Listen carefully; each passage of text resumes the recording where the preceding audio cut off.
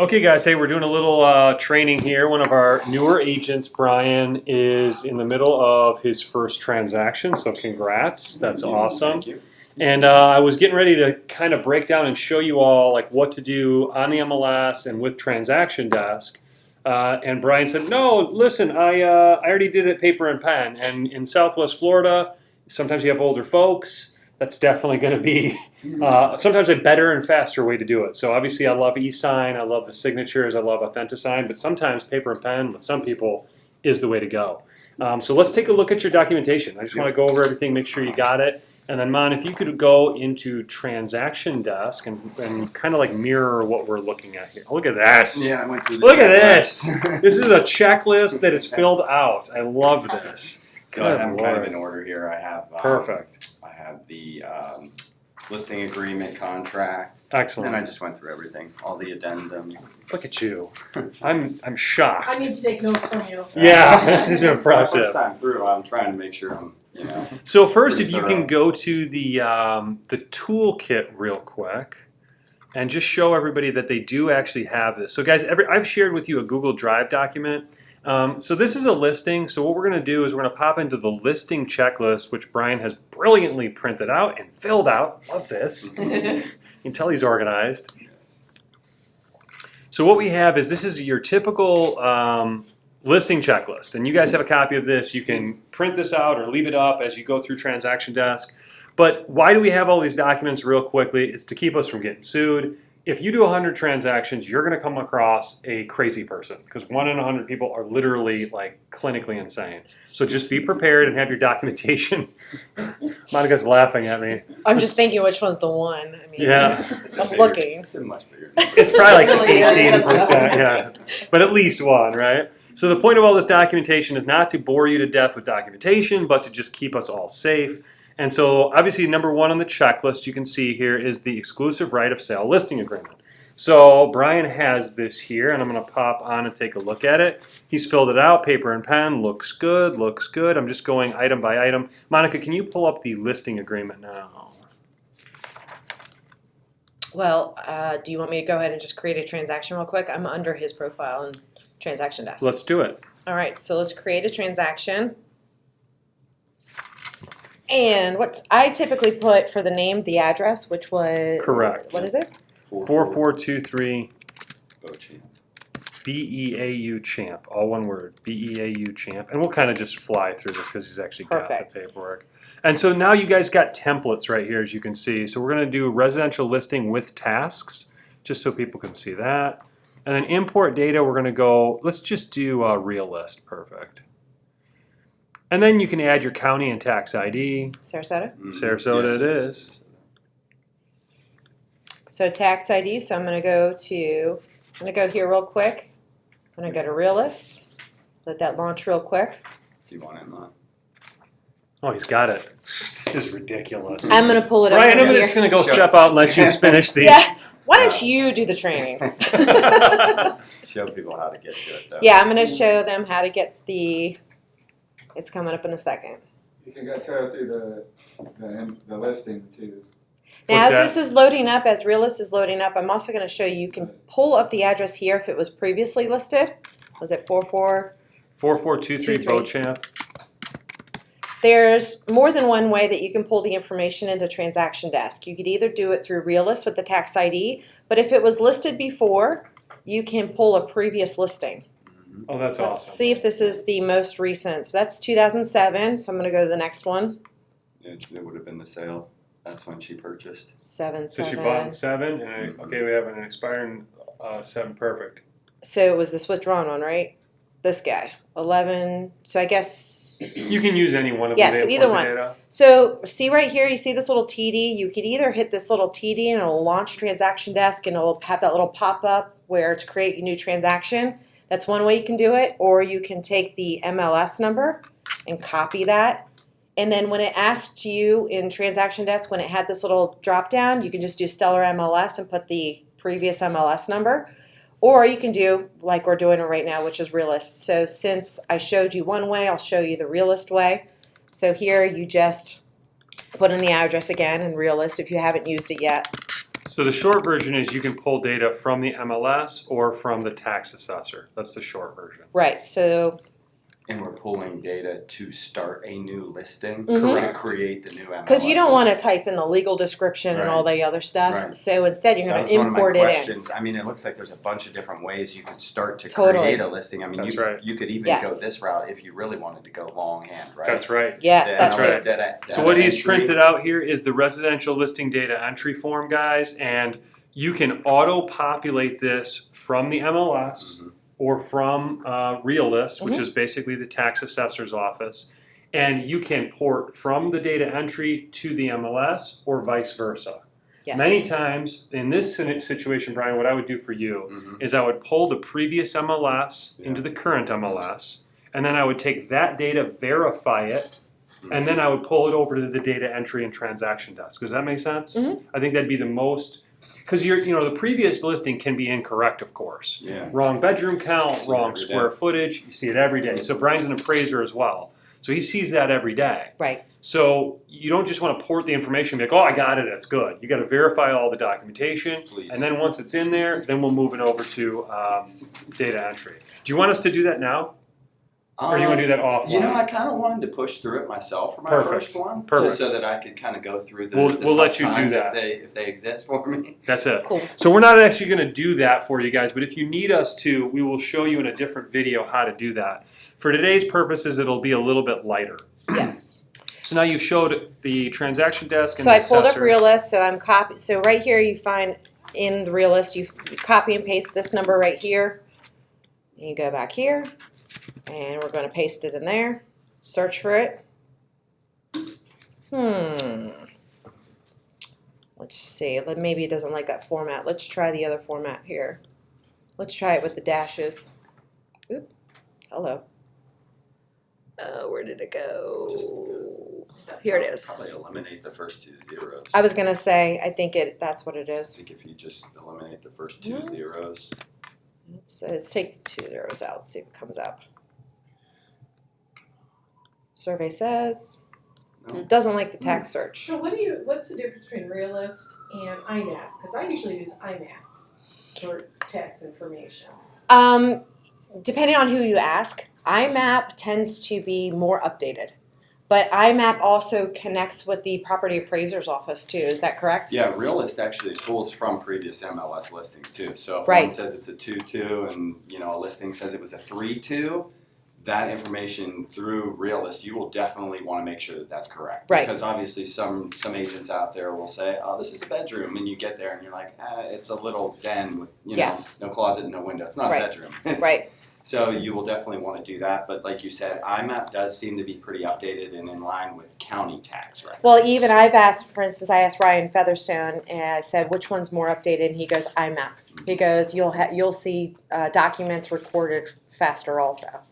I always go direct to the source. I don't know, maybe it's just me, but I look at the, going from here to here to here, I always just go to the county tax records. And it's the county, you're right there. If you go to the MLS down where it says taxes, there's a link that'll take you right to it. Yeah. Right on every, For some reason, Realist doesn't want to work, so I'm going to try the previous MLS number.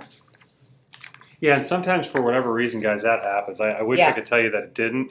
It just does. And then you choose who you are. So Brian is the listing agent, so we'll hit create. And it'll walk you through the wizard. I believe there's 5 different pages. Correct. So the wizard is basically There you the go. setup. Mhm. And as you see, we pulled all the data from the previous listing. This just saves you guys time as you input a listing. Right. And I'll let you set that wizard up, Mon. So what we're going to do here is we're going to obviously put in what our list price is. What is that? $299.9. One day on market. One day on market. This should be one shot, one kill. Doesn't look like anything else needs to be changed at the moment. Actually, hold on a second. In property includes,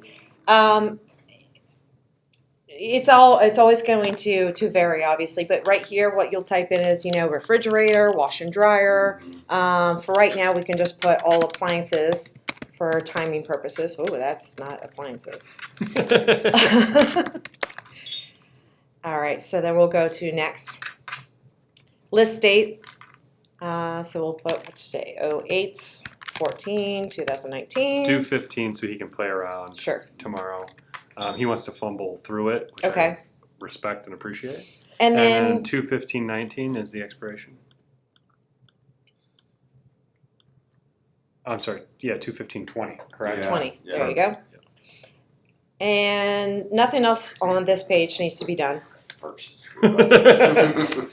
So when you import a previous listing, obviously the previous parties involved are going to show up. So what you also want to do is you want to go back and check the tax records and see how the property is vested. So we have Marilyn Stepik. And let's see how I pulled it through. Obviously not there. So we're going to get rid of this guy. He was the previous agent. So it does us a lot of favors by pulling the previous data, but we got to make sure it doesn't do us any unnecessary Just favors. clean it up a little bit. Yeah, that's right. Right. So you're pulling contacts out of it? Is that? Yeah, you can Okay. pull some Yeah. It'll contacts. auto populate everything. If you're in a hurry and you're like, oh, I just wanna go to the forms and get the listing done, it'll have the old agent's name and old brokerage and everything on it. Right. So you gotta fix it right up front. So we're going to create a new transaction contact. So we're going to add his buyer's contact information. So we got buyer. Be seller. Lori. Oh, I'm sorry. My apologies. That's why I have you guys here. What, it was, Marilyn. Marilyn. Typing sideways is hard. Perfect. And email address. We can put You this can in add that yeah. later. Mm-hmm. Make sure you have this check box down here, add to address book. Yeah, that's important, guys, because when you do Authentisign, you'll need that in there. Right. So at the moment, we have all of our parties that we need. So we'll go to the next one. And we're taping this, guys, so you don't have to take super copious notes. You'll be able to rewatch it when you go to do a listing. So up in that little plus sign up on the right side, we're going to go to forms. So this is where we find all of our forms that we need. So I usually just go from the bottom up. So that's just my habit. So Trend Realty, we always have a trend addendum that needs to be included. So we add that guy. And then in this case, what's the year of So our property? I would start right off of the checklist, right? Sure. And we won't do every single one of these, but let's just maybe do one or two. And Sorry, let's start checklist. with the checklist would say exclusive right to sell listing agreement. Mm-hmm. So let's just add that, and obviously you guys can figure out how to do the rest of these as you go through. But we'll add the listing agreement. I went to the wrong way. Didn't I go the wrong? No. Right, here we go. This guy right here. So I won't get into the transaction broker single agent thing. I'll just tell you that my personal preference is to always be a transaction broker. We won't discuss it further now just because it can lead to legal arguments, but that's what I prefer to do, and I would prefer you to do it as well. So I already Not to have, say you can't, but it's just a preference. so based off of the checklist, I already got the trend addendum. We're going to go with the seller's disclosures. And you can always use this little search tab up here if you're not sure, because it's very confusing. There are two different forms of contracts out there. You have the FAR bar contract, which is the most commonly used, and then you have one that's called CRISP. CRSP is the abbreviation with a lot of the forms. So it gets a little confusing. Always. I don't think seller disclosure pulls anything up. I think it's the do residential. There you go. There we go. This guy. And you want you can do the Authentisign template where they can sign and check boxes. Jason, do you have problems with them being able to fill it out properly, or do you just send them like a PDF of the seller's disclosure and have them print it and scan it and send it back to you? Most of the time it's ink, but Most of the time you're printing and doing. Rebecca, same thing. I Paper. have done before the Authentisign template, and that works great. Okay, good. Me It too. allows them just to click on each Yes. box. Okay, good. That's So all. the template and Do the it electronically. So it'll generate an electronic signature and date it for the, okay. and they'll check every box and initial everything. So that's enough of that. We won't add all the rest of the forms in there. I'll let Brian do that. But you guys see, basically, get your checklist out, start adding the forms. What I want to do more than just go through more transaction desks, because there's a million videos I've sent you guys on that, is to interview Brian on these questions, because I think these are really good. You want to start firing off these questions here? Oh, yeah, sure. You want more? Yeah, absolutely. Start from the beginning, because you're in the middle of this deal. Yeah. So Yep. the Okay. point here, guys, is you get your checklist out, you add all your documents, and then you get them through Authentisign. You can have them initialed. Okay, so that's the short version of the technical side of it. We could continue to do every single document, but I think the interview with Brian would be more important. Monica, you can maybe you can do a couple of signatures or something. Send the trend addendum to Brian to sign just for the fun. Well, I was of it. going to show that when you go to the next, what's the difference between forms and documents? So the way that I differentiate the two is documents is download. So that's how I like to use word association. Forms is going to be all of your forms that are provided to you by the state, all of your brokerage forms. But then documents are going to be things that you download. Technically, you upload them. But that's how I like to differentiate. So say, for instance, there's a special 55 plus or HOA form that needs to be signed or included. That's where you would go here and you would go to documents and you would upload it. Or say they give you a survey, or say they give you an elevation certificate or a wind mitigation, any sort of documentation that would be important for the listing. This is where you would upload it. So you would hit add and then you would just upload it from your computer. And then you hit done and it would literally start inputting all the information to you into your forms. One other comment to that is once everything is signed by your customer, it will spit out into documents. So once it's done, your documents are stored there. If that makes sense? Mhm. So with that, Brian, give me your questions, bud, because you're right in the middle of a first deal. Yeah, absolutely. Well, what I did, common sense, I grabbed the checklist, a couple different. Not common sense at all, my friend. It's not. Oh, common sense is not that. Standing ovation. This guy. Good Lord. Well, it seemed like the roadmap. It is. Everything you need to know is in your toolkit, just FYI. Right. Thank you. That's where I started. Standing ovation for the. What's Wow. the toolkit? Can we end this? End it? No, leave it running just Okay. for the verbal here. Okay. So, my friend, please. Yes, so there's a document in the toolkit there. Being on the listing side of things, it's called listing procedures. Yep. So Would you pull I the grabbed toolkit up? that as We'll go listing well, procedures. and I kind of started there before I went through the actual listing checklist. It has stuff such as listing presentation. This is my mother, so I actually didn't have to sell her on using me, which was nice. But it started going down some other things and some things that I had not heard of before. Provide net sheet to the seller. I'm an appraiser. I have an idea of what it might be, but I just figured I would ask you directly. Great what is question. this? Is there a standard form? Is it something you just kind of float through and discuss with them, or is it something that's like line by line? So I'll back up by saying excellent question, and I'll just note that what we're talking about right now is this is the short version of the listing procedures. This is like the ground and pound, like get it done. Now, if you're working with your mother, she knows her mortgage, you're an appraiser, everybody's in the know and smart. If she has a $250 mortgage and she's selling her house for $300, you can kind of magically go, okay, I got 15, 20 grand in closing costs, commissions, blah, blah, blah, whatever I'm going to walk with, $25,000, whatever. But you'd be surprised at how many consumers do not understand how much they're going to walk away from. I have not put a lot of net sheets in front of sellers, but it's a good idea. You don't have to do every single step in this, but this is like I want to give you guys the full menu of what you can do. And all a net sheet is here's your price, here's your closing costs, here's what we think you're going to net.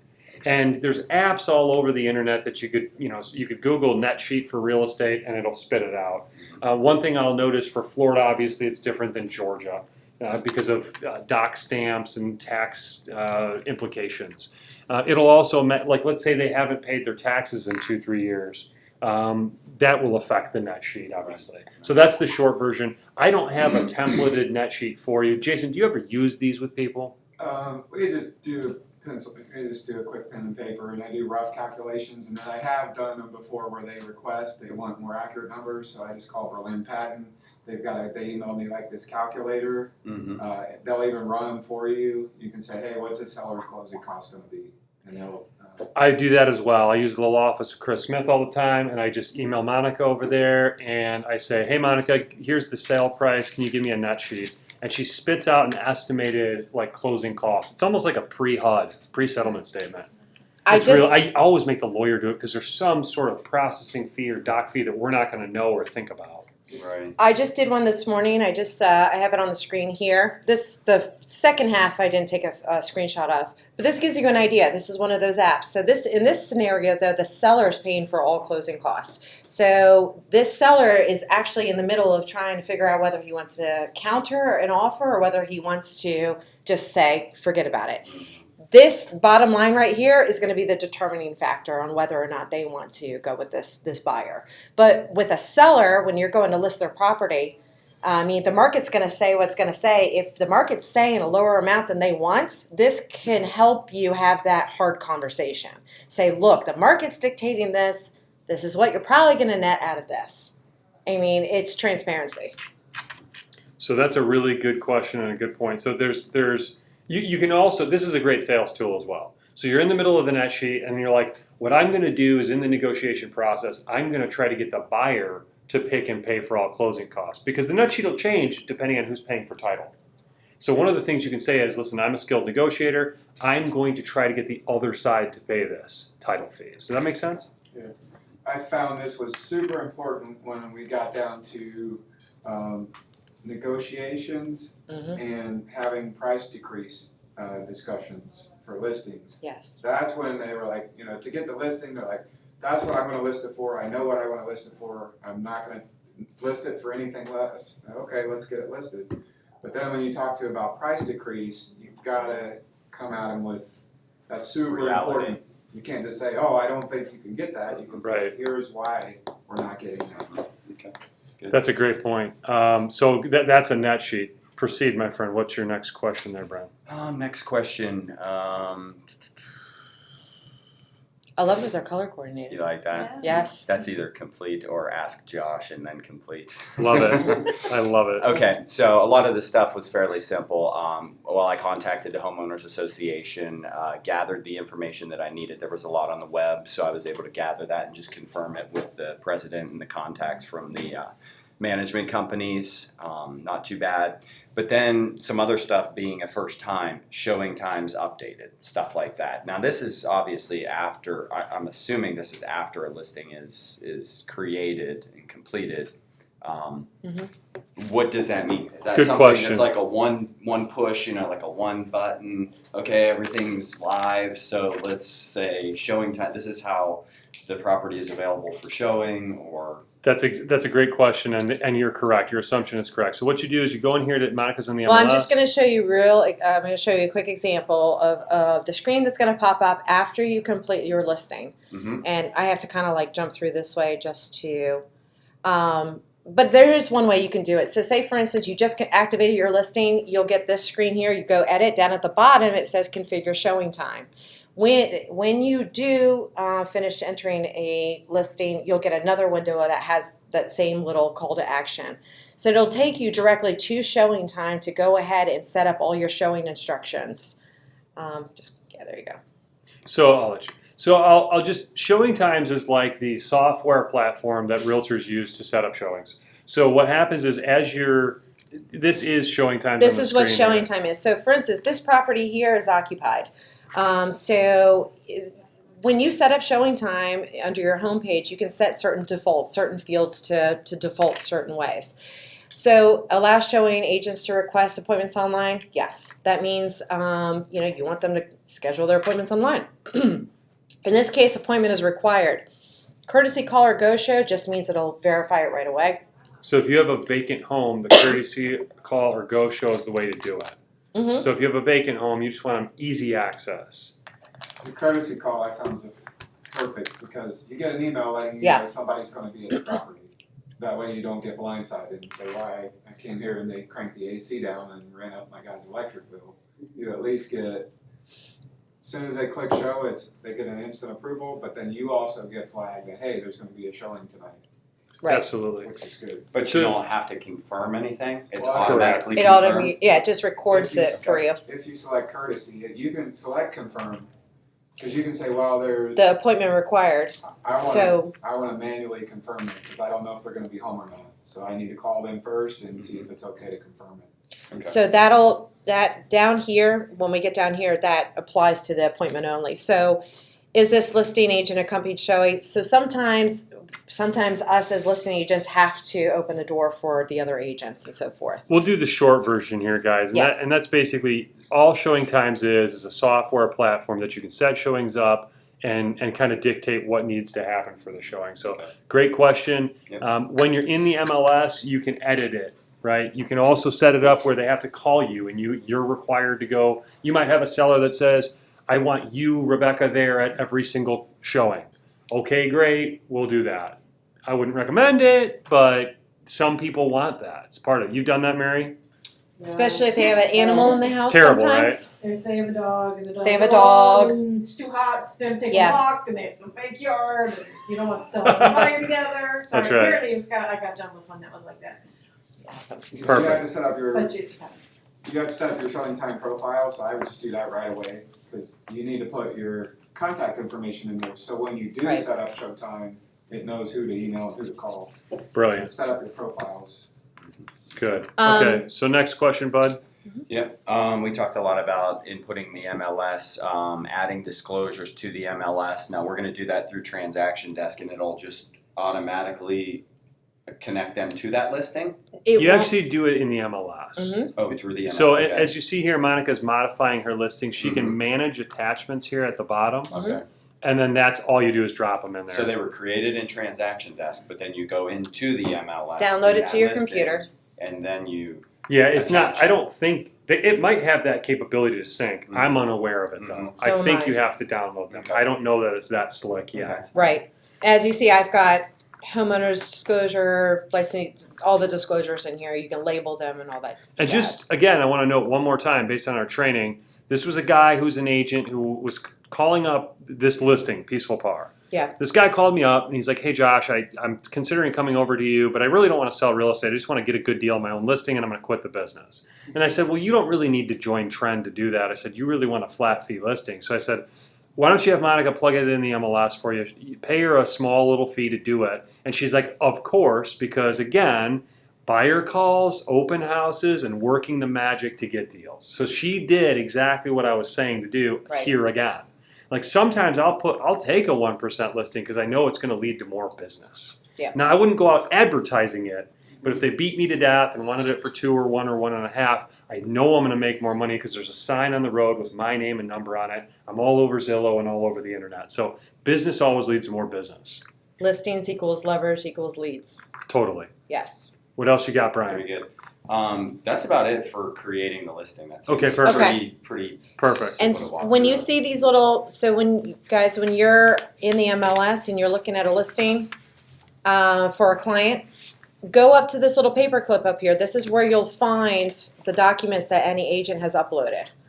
You know, especially if you're doing anything up in like North Hillsborough County, because they're known for some sinkholes up that way. So you want to make sure that you scout out any problems that could be on the seller's disclosures or anything before you go running out and showing the property. I will just note one thing that I think Brian was very diligent about noting. Anytime you sell your own property or a relative's property, you're required to have the agent interest notice. So Brian's selling his mom's home, and he put right in here, agent related to seller. You got to do that. It just keeps you safe, right? Disclose, disclose, disclose. Yes. Nobody cares if you're related to the seller or not. Perfect element of better disclosure. to do it Better to do it. more than needed. Oh, he really beat me up and I didn't get a good deal. I'm going to sue him because he didn't disclose. It just shuts all that down, right? Like right here in black and white, I said, this is my Attached to mother's the home. listing. Attached to the right listing. Yeah, the so listing. for instance, this scenario that he just told you, so down at the bottom of this listing is owner is an inactive Florida realtor. And then one of the attachments I have there is that same form stating that the seller is an inactive realtor. And I do have the licensee disclosure in there. Brilliant. That's brilliant. Other questions non-listing related for this transaction? I moved right into like marketing and advertising after that. It's Perfect. just this obviously I said it's gonna be aggressive, like Yeah. that price point. I It's feel gonna like fly it's off the fairly shelves. it's very aggressive for that area. So I don't feel like I have to hit it as much. But other than like the MLS and maybe social media, this says generate marketing materials. That's generic statement. Yep. Is So there anything additional for like individual listings? it's a rabbit hole that we could go down, and Yeah. Monica will do a whole training on that. Mhm. She'd do a bunch of Facebook stuff. Mhm. You can go crazy with that. Well, I'll give you the short version is it is generic because you can take it as far as you want. Yeah. When I'm selling a home and if it's properly priced, I print out some flyers. I make it really simple. I leave nice like FedEx level customer, like brochures featuring you. The whole point of having the collateral so they see a nice big smiley picture of you next to a nice glossy picture of a beautiful home. And they're like, oh, that wasn't the right home, but let's call this Brian guy. He seemed nice. The whole point is don't just advertise the house, advertise you as well. Sure. So short version is brochures, collateral, anything that you need. A more expanded one step up from that is Tony's listing reports and that kind of stuff. So I won't get into that today, but one of our lending partners has a great just like marketing collateral bunch of nonsense that you can. Rebecca was working with him today. I call it nonsense. It's good stuff. It's just we're focusing on this today. So that would be marketing materials. I would hook up with a lender, or there's a million different apps or websites you can use online to print out all the collateral you'd need. But it's really just flyers and things like that. And just so you know, so on this page, this is the last page when you're entering and you're listening to MLS. This whole section right here tells you about listing distribution. As you see on the right here, these are all the site. I mean, there's more than these sites because we know that Zillow owns like a quadrillion different online sites. So you know it's going to more places. But it hits your big guys. And I always put no and no for these two here. This is some ridiculous evaluation tool that somebody tried to roll out that doesn't really do much. But show property address on internet, third party, yes. So those are, make sure all those are checked. And it'll push your content. It usually takes 24 to 48 hours to show up on Zillow. So if you get one of these like really antsy sellers that are like, why is my house not on Zillow yet? Be like, patience, this is why Zillow is Zillow. They have a delay. I don't have a delay, Zillow has a delay.